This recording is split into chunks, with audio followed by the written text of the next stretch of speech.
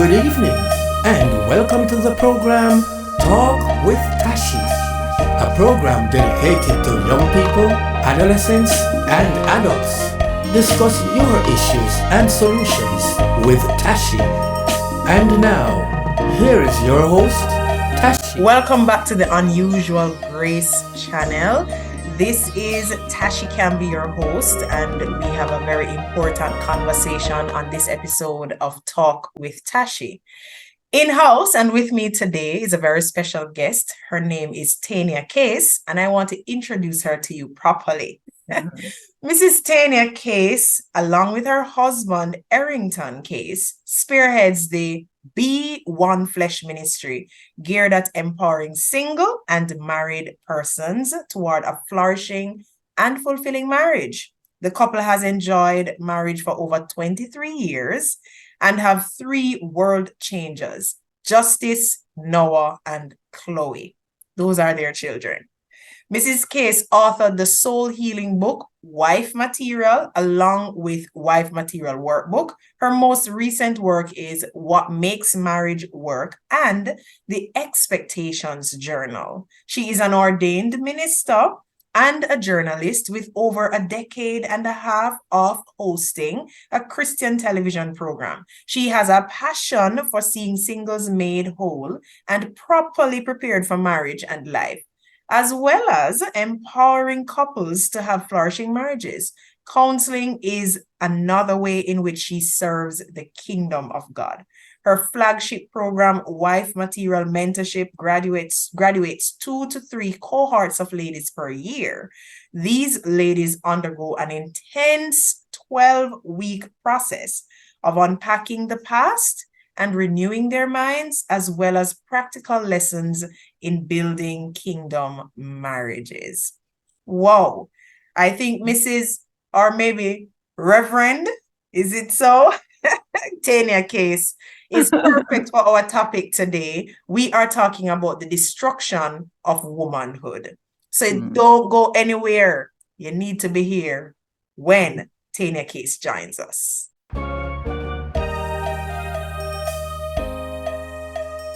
Welcome, Tania. Nice to have you on the program. It's a pleasure to be here. It's good to be, talking to you on this topic, especially, and hopefully enlightening our young ladies and, whatever we share, we're hoping that it will change the verbiage that's out there. Right. And that is very important. And we want to get right into the conversation because we know if we have been anybody who has been paying attention to, mainstream media, social media, looking even in the arena of politics and so on the international scene, we recognize that there is things that were not normally controversial have become controversial, like what is a woman, right? So I want to jump right into that. Our topic is the destruction of womanhood. What is a woman? What is a woman? We never would ever imagine that we would have to define what a woman is. We thought it was always understood that a woman is a female adult. You've gone through puberty. Yes. You experience puberty. You're able to conceive. You have a womb. You're a woman. You understand? You experience menstruation. It's norm. It's the right. Norm. Exactly. And of course, the XY chromosome makeup. Right. So we know that the woman biologically, she is different from the male. Her head size is different. Her pelvic size is different. If you were to find some person who lived many years ago, we would be able to identify whether this is a male or a female just by their bone structure, how they are made up, size of a head, size of the pelvic, and many other things. So it will be apparent who a woman is. Right. And to be, it seems. Yes. Point blank. And one of the things I want to add here, because I've heard people push back on these straightforward definitions and traditional definitions to say, not every woman can give birth to a child. Not every woman, does the same things that you have described here, including menstruation and so on. And it is important for us to recognize that they have been designed or built in with the mechanism to do so. If a woman is not able to do so, she goes to the doctor because something is not right. Something is abnormal. So that she has the framework. So that's good. Now, as we talk about womanhood, because we will hear arguments about masculine energy, feminine energy, and that when women exert, authority and being boss-like and so on, people will say she's behaving like a man. Well, what is femininity? Is there a difference between that and womanhood? I'm not sure that there is a difference per se, but I think it's the acceptance of being a woman. I remember being at a function once, and I'm not that big. And there's this woman, she was enjoying her food, and she said to me, I just so appreciate this woman. She says to me, I am a woman, and I enjoy being a woman.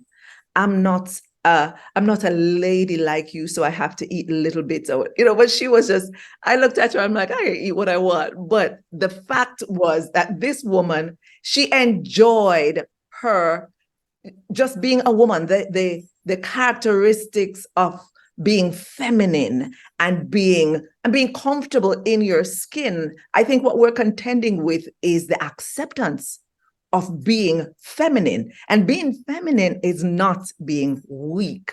That's one of the things that's being pushed against.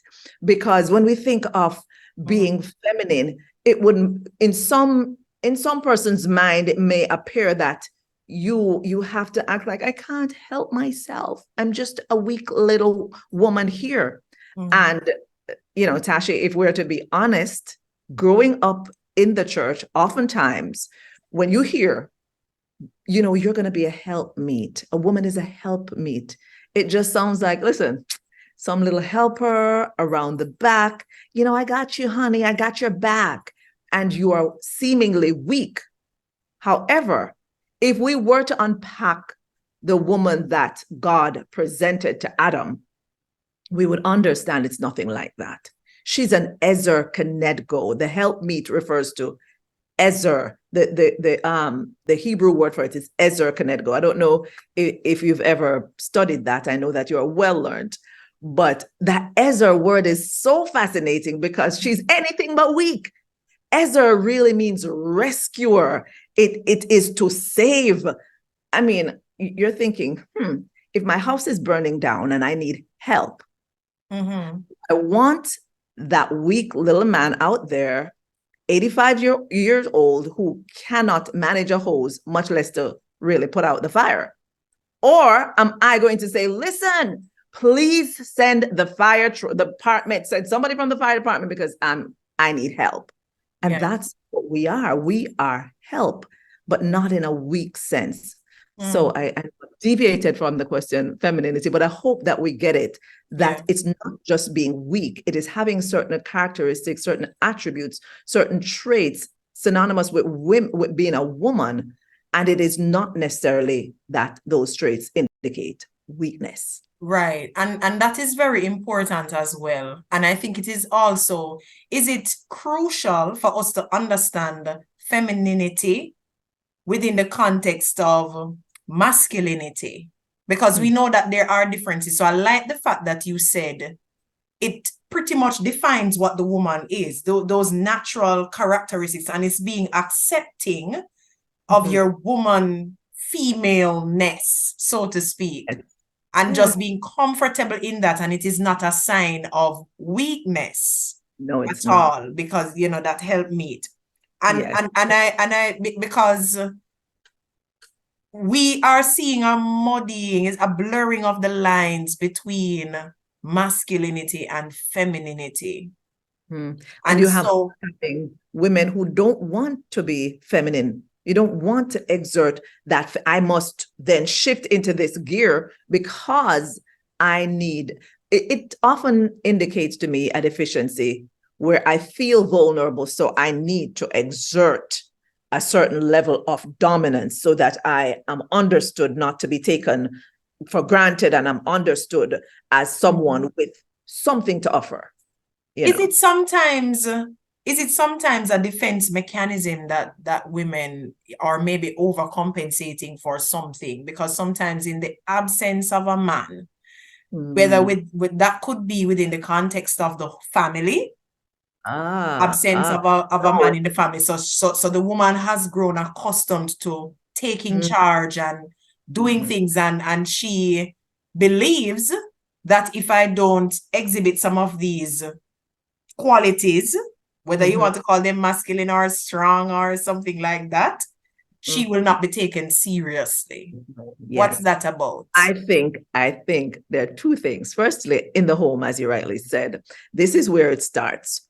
No, so many of us were raised by single moms. And if your single mom was anything like my single mom, she taught you be strong, be independent, it's like, you get it done. What do you mean? You get it done. And so back in the days when I was going to school, we'd say this poem, don't lean on others, be a man, be independent if you can, stand on a footing of your own and cultivate a strong backbone. And my mom would wheel for that. Hey, don't lean on others, be a man. And I'm like, okay, here I am. I'm manning up. Here I am, trying to compensate for not having daddy. So the danger that I found out the first year of marriage, when that be a man training kicked in, when my husband didn't do what I wanted him to do, when I wanted him to do it, that be a man training kicked in, and here I was being a man. And that meant I get it done. I don't lean on others. I don't depend on others. And so this is dangerous. As we're raising children, as we're training them, we have to be careful not to overcompensate for daddy, because for daddy not being there, my mom would say, you don't have a dad. So guess what? Father's Day, you bring the card to me, because I am going to take care. I'm the one who supply everything. I'm the one. And so that training went in. And then this woman now goes into marriage with that training. And my husband is like, what are you doing? What exactly are you doing? This does not work. Yeah. So there is a danger there, as well as society pressures you. You cannot be, we don't want anybody in a certain position making emotional decisions.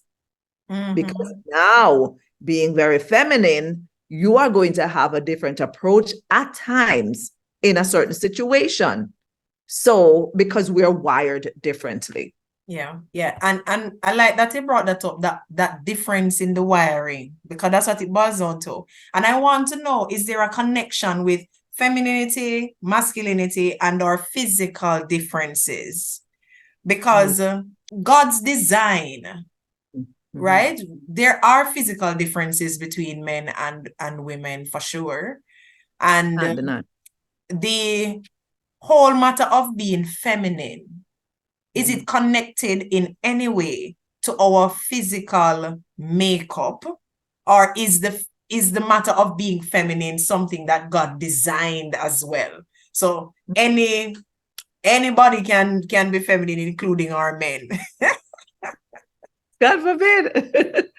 I don't want to seem insensitive, but oftentimes when you see someone playing the role of, a man trying to be feminine, it just seems so out of place, and it's so contrary to even his physical makeup, like a man swinging hips. There's a reason why women walk the way they do.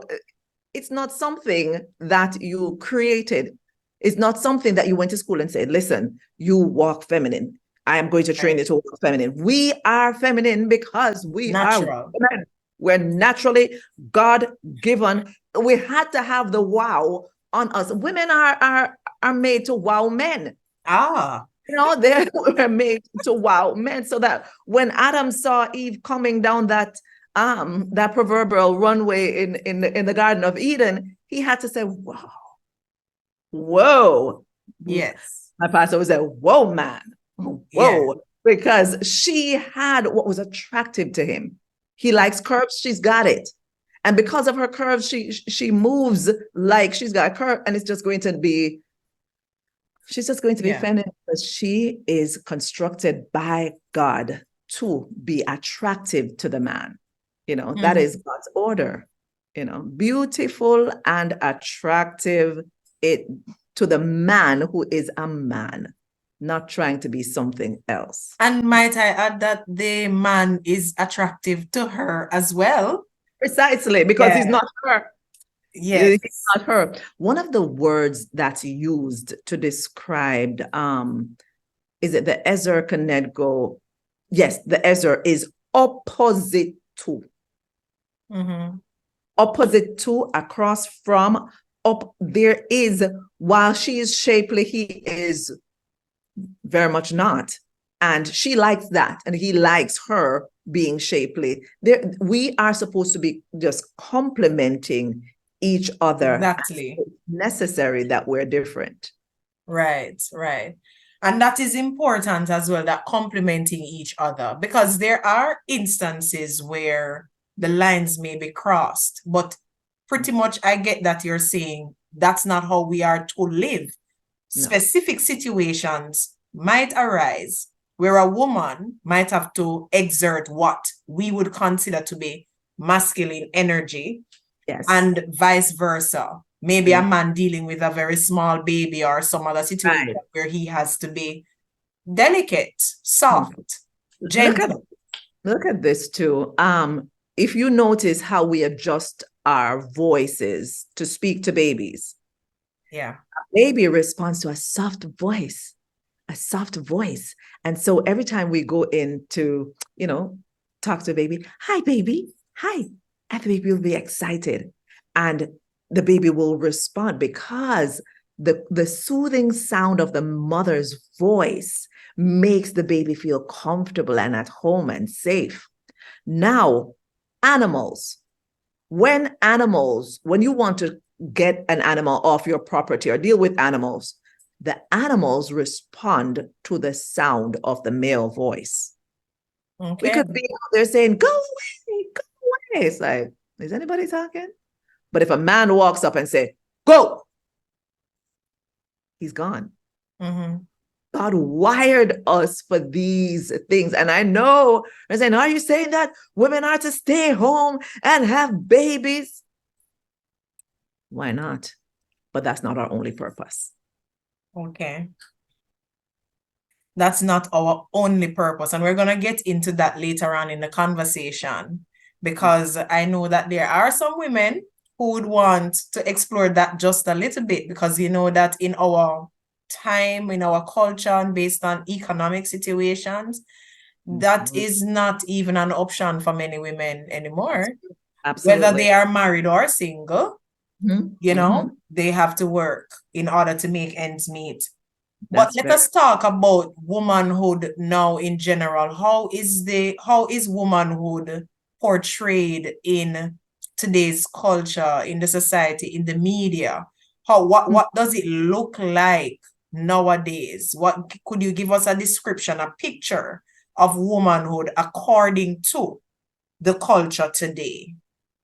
Well, the culture today, seemingly, it has an agenda of portraying this very strong woman who does not need a man.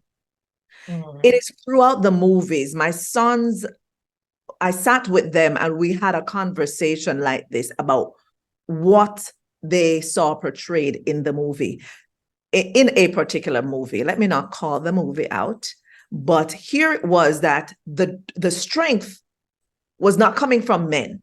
They were not, it was coming from the woman who, as we say, women are rescuers. However, in the movies and in social media and on social media and otherwise, you're seeing these super strong women that it's not just that they're strong, but they're stronger than men, and there is no need for the role of the man as they're beating up the men.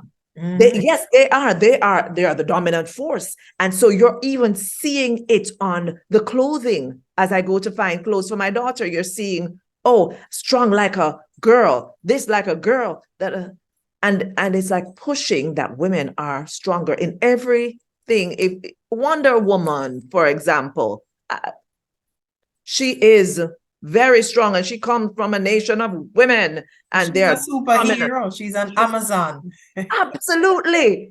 So you're seeing that women are not, we're not in the 1920s fighting for an opportunity to vote now. Now we are above, and we are to be better than, and which is where we get into a lot of trouble. It is denying the role of the man to elevate the role of the woman. And I think that is very dangerous. Be a woman, be beautiful, be strong, be smart, be all of that. It doesn't need to be compromised. But when it is against, a man being a man, or I'm going to step into this role because I am a woman, and that means that I have to dominate. No, that's when we're out of order. And when I say dominate, I'm talking about dominate a man, or dominate in. Could you elaborate a little bit more on the dangers? You mentioned, what is the danger of this kind of picture, promotion, ideology? You know what's dangerous? We might not end up having another generation at this rate, because if there is this superiority of women, what it's after, the end goal is the division of man and woman. It's separating them. Together we are powerful. Apart, we are not as powerful. When God looked at all he had created and he saw Adam, he said, having patted himself on the back and said, good job, good job, good job. I did this, it's good job, good, that's good, this good. He saw Adam, he said, it's not good for man to be alone. I will fix the problem. I will give him an Ezra Kenedgo. So he put them together as a force, and then released what I call the 4-pronged mandate on them, saying to them, be fruitful, multiply, replenish the earth, subdue it. All of this is the collective force of man and woman together, impacting the earth, impacting different spheres of life. Your multiplication happens in that union. Your productivity increases exponentially in that union. However, alone, the power to do so is cut significantly decreased. Yeah. Absolutely. So it is in this time that we're living in, it has not changed. Together, we will always be more productive and more powerful.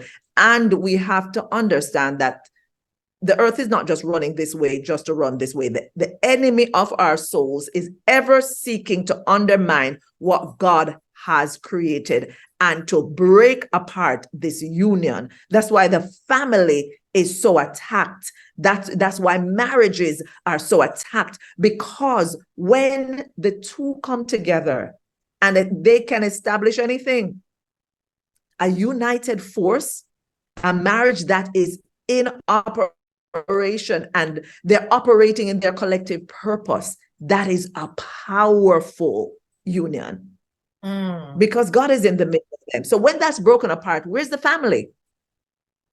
Now you have children who are unsure of who they are, where they're going. So the whole family is compromised as this image is elevated, this image of this dominant woman that doesn't need a man.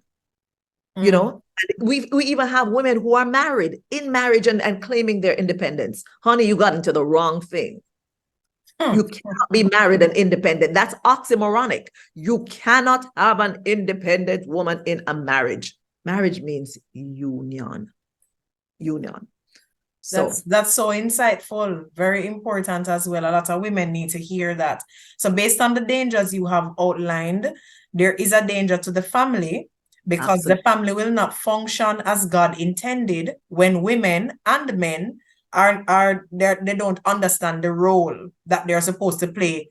That being complementing each other, not necessarily that this one should cook and clean and wash and so on, but that they should together as a unit decide how they're going to run this institution called the family, and they're to work together to complement each other and not compete with each other.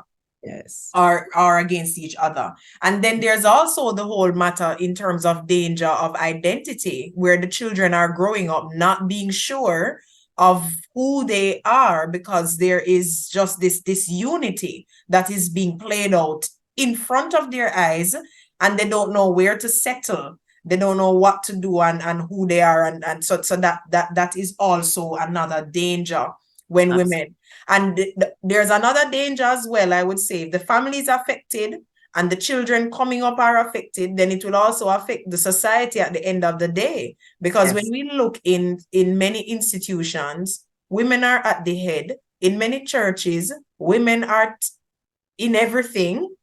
And we have men around, but many men have been shying away from what I would say is their God-given responsibility and duty to be a leader and to really just to aspire to lead and so on. And that trickles down in so many different ways, because now a woman, it was recently that I was saying to some men that men are physically stronger. And a woman will be doing some hard work, carrying a lot of bags, pushing something, even a car, and a man would just walk by or, stop by to talk with her with everything on all the load and doesn't offer to help at all. And, this is the kind of mindset and culture that our people are coming up into now, because, in days gone by, years gone by, men were gentlemen, and that simply meant you see a woman struggling, an elderly lady. There have been situations where even on a bus, a pregnant woman comes in, she's standing because there are no more seats. Men are there also standing in the bus. A seat becomes available and the man is pushing over the pregnant woman to sit down to say that he's tired too. Yes. Sadly. And even if she's not pregnant, she's a woman. At least you're stronger physically. And this is not an elderly man. If it was a 98 years old man, I could understand that. Something that happened though, Tashi, I was at a store and this man was opening the door for me as he was exiting and I was entering, and he was opening the door for me, and I reached to grab it just because I know how the door would close.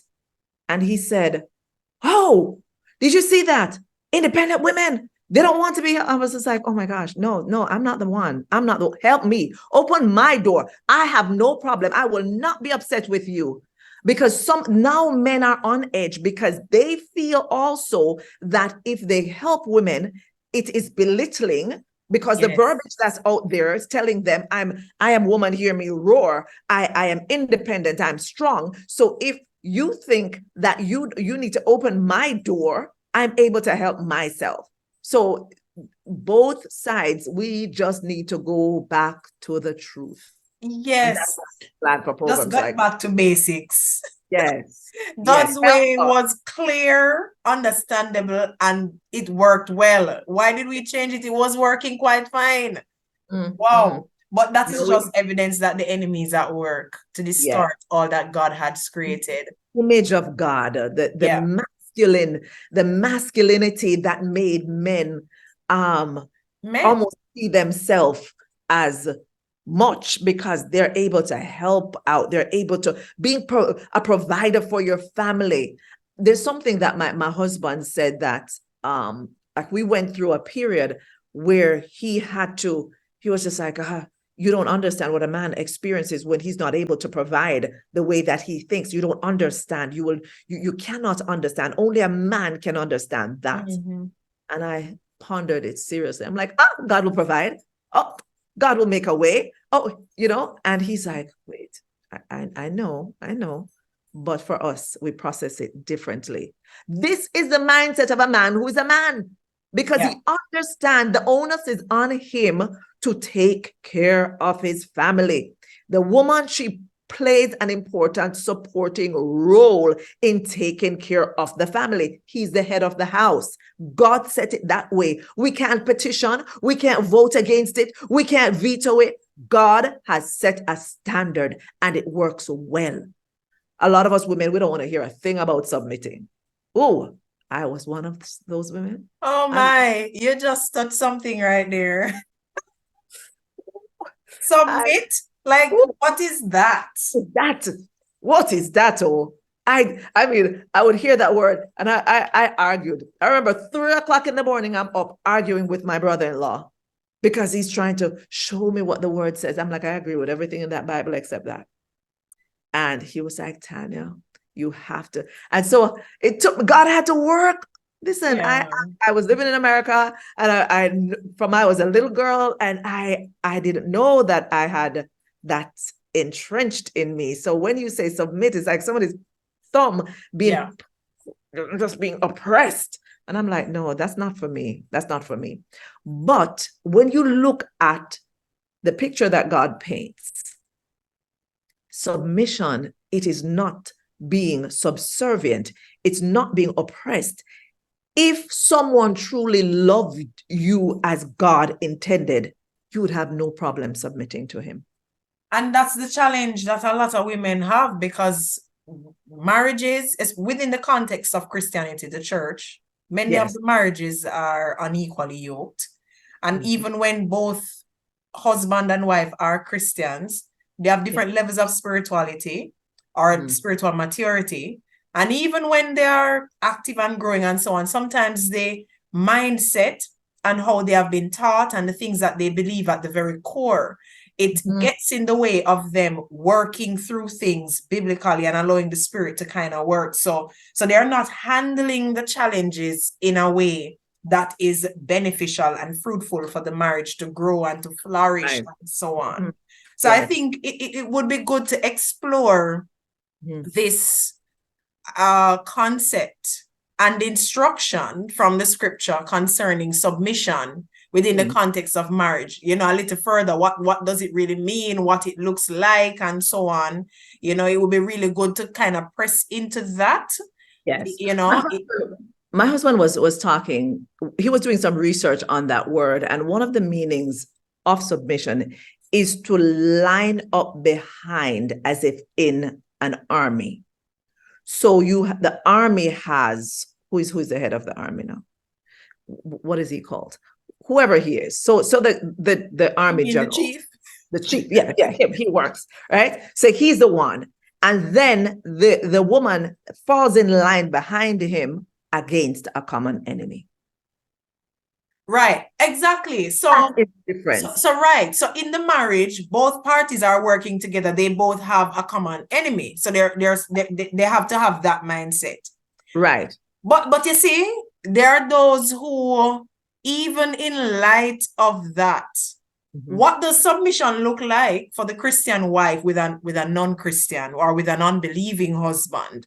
An unbelieving husband who says, you're going to church so often, like you just go to church, so you can't stay home one Sunday morning with I, the husband who is disgruntled over her involvement in church or anything it could be because he's an unbeliever. What does submission look like then? It is going to be a struggle because you have the word which tells you to submit to your husband. But then, is he submitted to God? If he's not submitted to God, you are really, and I want to say this loud and clear because some persons willingly walk into this. They willingly walk into a situation where you're submitting to someone that you have not even considered their leadership prior to being married to him. You've not considered, is this someone whose lead I can follow? And if he's under a different government, he's going to lead you according to his government. So, and let me just stop to say this as well. If you are saying that, okay, he's not saved, but he's a good man, that good man is under the government, the kingdom of darkness. You coming, aligning, submitting, now you place yourself under his government. because legally he is your head. So what are you lining yourself up behind? Just want to put that out there. Now, for the woman who she's married and the man she's married and then she got saved and he did not, right? So you're in a situation where you are going to have the Holy Spirit in your ears, because there are times when you are going to have to pull back in that you're going to church on a Sunday, but you don't have to go to church Sunday, Monday, Tuesday, every day that you're there. He is beginning to resent. And I literally remember a situation where a man came into the church with a gun, the church that we were in, because he said the church has taken his wife and he has come back for her. It was crazy. And one of the things I recall my pastor saying is, you have to operate in such a level of wisdom where you do show up and serve the Lord. However, you are serving him at home as well. And with a gentle and a quiet spirit, you are evangelizing in your home without being beating him over the head. And no, that doesn't lead anybody to the Lord. There's a scripture that I'm looking for, which says, the anger of man does not work the righteousness of God, right? So there is such a level of wisdom that you will have to operate at. And I tell wives, you are an influencer and you are an intercessor. So you have to get in the position where you are interceding for your husband to come into, even if he's saved, you're an intercessor for him, because for him to align with what God has called him to, he's going to need an intercessor. So women who are in that unequally yoked marriage, I am going to tell you, yes, you're going to have to submit to your husband, not in breaching the laws of God, however, but in wisdom with some things, with your involvement. When you're fully involved in church and you don't even know if your husband has dinner at home, then you're not wifing. You're not wifing. And it does please God for you to serve him. And in this goodness and in this love that he's going to end, say, wow. We are out of time. Thank you so much for sticking and staying with me on this conversation. It is such an important one. Come back next week for part 2 of this episode on the destruction of womanhood. Thanks for tuning in. Do join us next week, same time and on this platform, when you can talk with Tashi. Until next time, do have a safe, blessed and productive week.